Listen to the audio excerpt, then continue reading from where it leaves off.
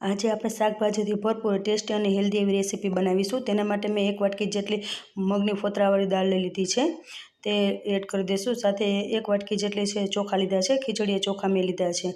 હવે તેમાં આપણે પાણી એડ કરી દઈશું, સરસ રીતે વોશ કરી લેવાની છે। 2 થી 3 પાણી સરસ રીતે વોશ કરી લેવાની છે। મેં સરસ એ વોશ કરી લીધી છે। હવે તેમાં આપણે ગરમ પાણી એડ કરી દઈશું, અને તમે ઠંડુ એડ કરો તો તમે સાંજે પણ પલાળી શકો છો। 15 મિનિટ સુધી તેને રેસ્ટ આપી દઈશું।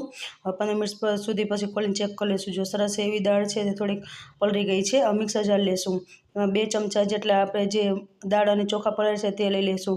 હવે સાથે તેમાં મેં 2 લીલા મરચાં લીધા છે, તે કટ કરીને એડ કરી દઈશું। સાથે આદુનો ટુકડો લીધો છે, અને 2 લીમડાની ડાળખી લીધી, તેને ઝીણું ઝીણું કટ કરી લીધું છે। 1 ચમચા જેટલું જીરું લીધું છે, અને અડધી વાટકી જેટલી છાશ લીધી। ઢાંકણ બંધ કરીને તેને પીસી લેશું। જો સરસ એવું પીસાઈ ગયું છે, હવે મિક્સર બાઉલમાં છે તેને લઈ લેશું।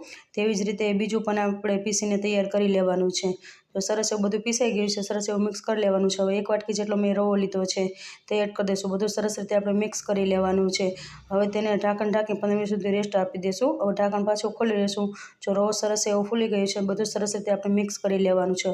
હવે તેમાં આપણે થોડાક શાકભાજી છે તે એડ કરી દઈશું। 1 વાટકી જેટલી દૂધી લીધી છે, અને 2 મીડિયમ સાઇઝની ડુંગળી તેને ઝીણું કટ કરી તે એડ કરી દઈશું। થોડીક એવી કોબી લીધી છે, નાની વાટકી જેટલી, તે એડ કરી દઈશું। થોડુંક ગાજર લીધું છે, તે એડ કરી દઈશું। બધું નાની વાટકી જેટલા લીલા ધાણા લીધા છે, તે એડ કરી દઈશું। બધું શાકભાજી સાથે સરસ રીતે આપણે મિક્સ કરી લેવાનું છે બેટર સાથે।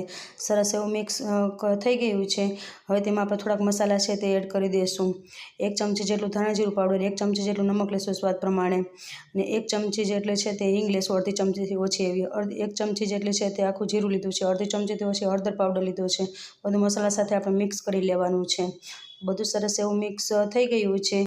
ફૂલ વિડીયો ડિટેલ બાયોમાં નીચે લિંક આપેલી છે, તમે ત્યાંથી જોઈ શકો છો।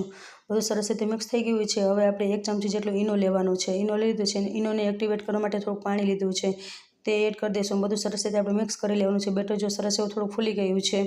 હવે આપણે નાસ્તો બનાવવાનું ચાલુ કરીએ। ગેસ ચાલુ કરી તેની ઉપર પેન લીધું, 2 ચમચી જેટલું તેલ લેવાનું છે।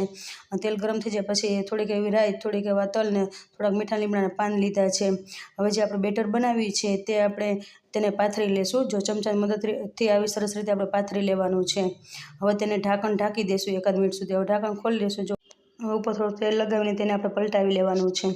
હવે તેને પાછું 1 મિનિટ સુધી ઢાંકણ ઢાંકી દઈશું। હવે ઢાંકણ પાછું ખોલીશું। જો ઉપર સરસ એવું ક્રિસ્પી થઈ ગયું છે ને, હવે ઉપરથી થોડુંક તેલ છે તે આવી રીતે એડ કરી દઈશું। હવે તેને પાછું પલટાવીને બંને બાજુ ક્રિસ્પી થાય ત્યાં સુધી પલટાવવાનું છે। તૈયાર છે આપણો ટેસ્ટી હેલ્ધી એવો નાસ્તો।